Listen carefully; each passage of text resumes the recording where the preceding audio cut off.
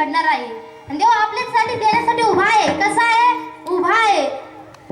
भाविकासे उभा विठू कैवल्याचा गाभा किंवा पांडुरंगाची आरती म्हणतो ना आपण. युगे 28 विटेवरी उभा वामांगी रखमाई दिसते वेशोभा किंवा सुंदर ते ध्यान उभे विटेवरी करकटेवरी ठेवून या. मग देव आपल्याला देण्यासाठी उभा आहे म्हणून या मनुष्याच्या देहाने बसून कसं आहे म्हणून उभा राहा आणि देवाचं नामस्मरण कर. विठ्ठल विठ्ठल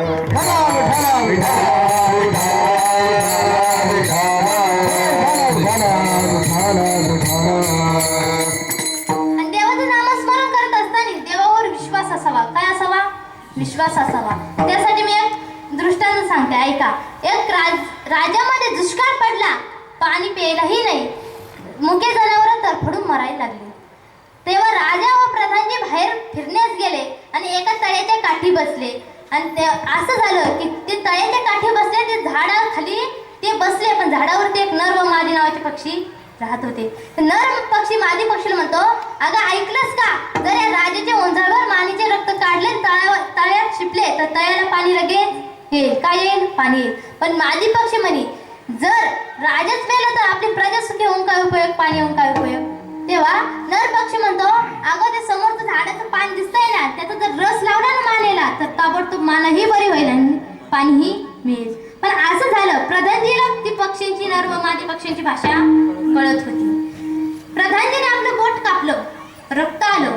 बोट कापल्यानंतर रक्त आलं, समोरील झाडाचा पाला आणला, पाल्याचा रस लावला, ताबडतोब जखम बरी झाली, अनुभव आला. मग त्याने एक दोन नाही मागचा पुढचा विचार केला नाही, राजाच्या छातीवर बसला आणि मानेचं ओंझळवर रक्त काढलं. तेव्हा राजाने बघून सुद्धा डोळे झाकले.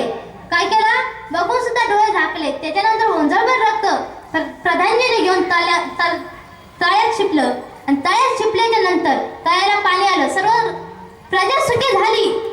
पण समोरील झाडाचा पाला आणला, तो मानेला लावला, रस पाण्याला लावला, मग ताबडतोब मानही बरी झाली. पण प्रधानजीला शंका होती की राजाने मला अजून का विचारलं नाही की तू माझे मानेचं रक्त का काढलंस.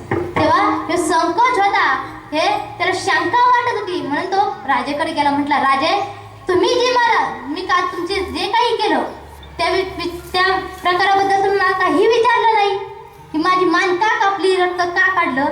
तेव्हा राजे काय म्हटले ऐकलं का? काय म्हटले? माझा विश्वास आहे. काय आहे? विश्वास आहे की तू कधीही माझा आणि माझ्या प्रजेचा सुखाचा विचार करशील. तसं जर आपल्या देवावर विश्वास असला ना, आपल्याला नक्कीच फळप्राप्ती होईल. म्हणून आपण देवाचा विश्वास आपल्यावर असायला हवा आणि देवाचा सुद्धा आपल्यावर विश्वास असायला हवा.